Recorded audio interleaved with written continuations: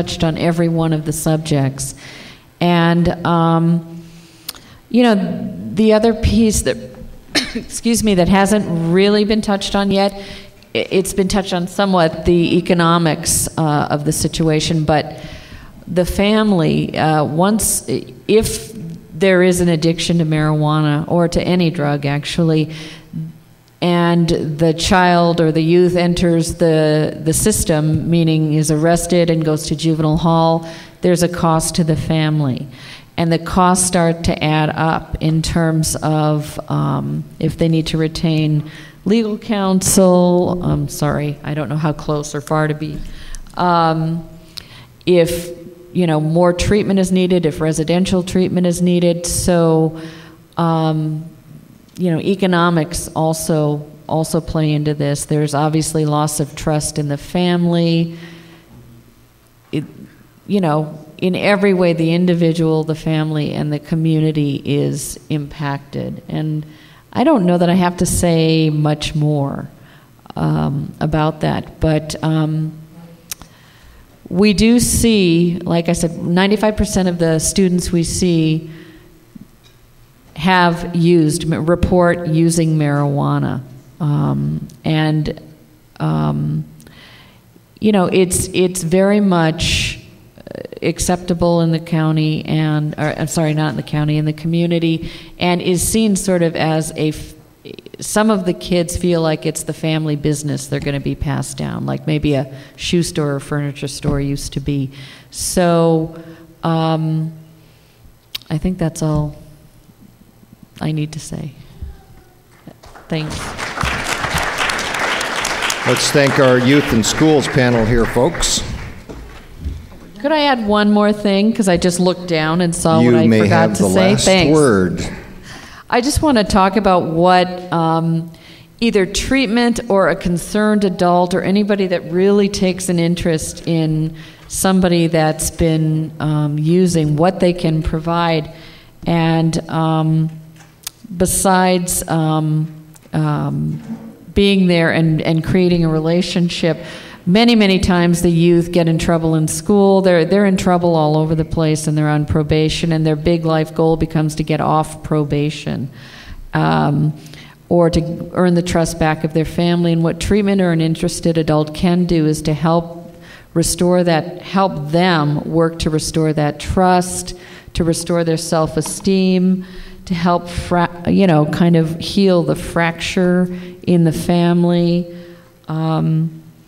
and really offer a path so that there's some forgiveness that could happen, that the family can try to understand about what the youth was going through, and that the youth can also forgive themselves and maybe some of what's gone on in their family as well. So thank you. Can I say one more thing? Why, of course. Okay. I have nothing more to say, by the way. Well, I just thought of a few years back, AODP contracted with Leslie Rich here in Willits, and they did a performance. What was the name of that performance? It had to do with young people and alcohol and other drugs. It was something about driving.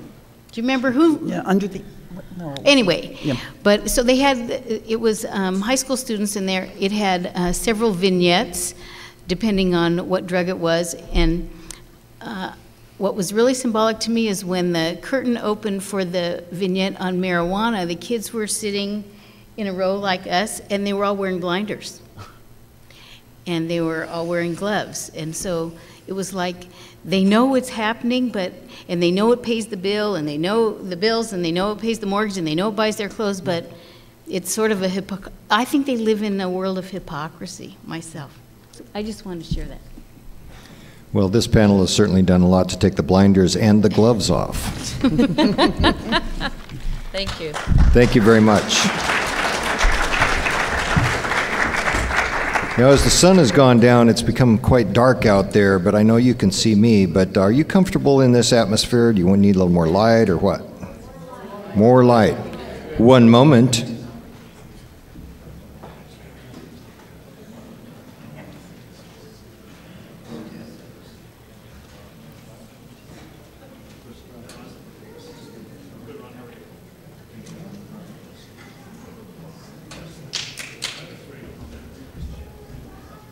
Thank you very much. Now, we hope that you have been writing down your questions. We know that a bunch of them are being collected in the back there, and we're curious to find out what has arisen in people's minds as these panels have made their presentations. And following this fourth and final panel, we will have a question and answer period through the moderator for the purposes of efficiency.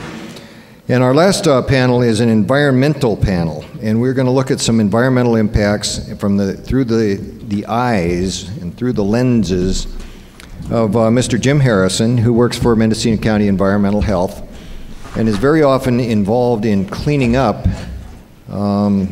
various grows, meth labs. I don't know what all he cleans up, but he cleans up dang near everything in the county that he runs into.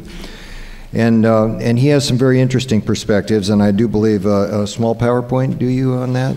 Yes. And the gentleman to his right, which is your left, is Mr. Tony Liniger.